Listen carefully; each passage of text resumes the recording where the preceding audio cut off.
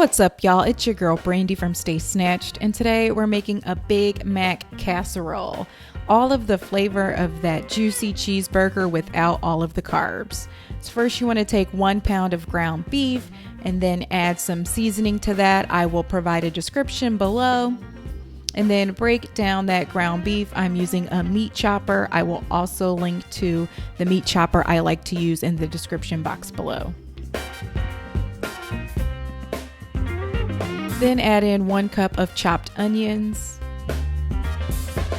and 3 minced garlic cloves. Give that a good stir and cook that ground beef.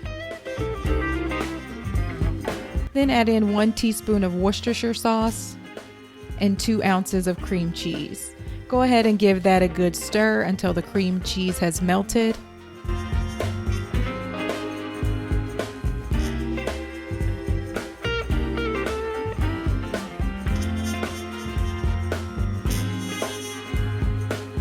And then we're gonna make our binder along with our secret sauce. So take 2 eggs along with 1/2 cup of heavy whipping cream, and then give that a good mix and beat those eggs.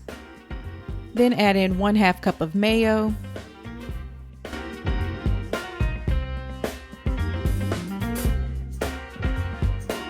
one-half teaspoon of smoked paprika, 1/4 teaspoon of salt, 1.5 tablespoons of sweetener, 3 tablespoons of diced pickles, 2 teaspoons of mustard, 1 teaspoon of barbecue sauce, 1 teaspoon of white vinegar, and give that a good mix and stir.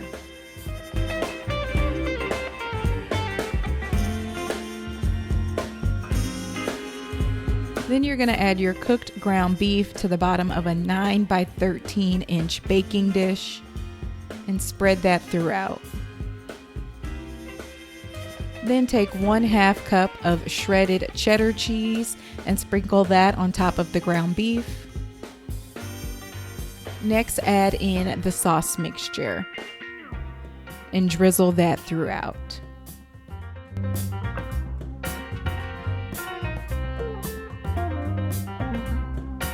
Then you're going to top that with 1 cup of shredded cheddar cheese.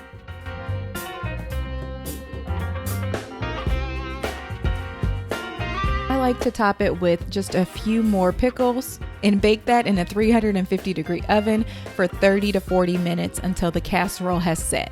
Mine usually takes about 35 minutes. And there you have it, Big Mac Casserole.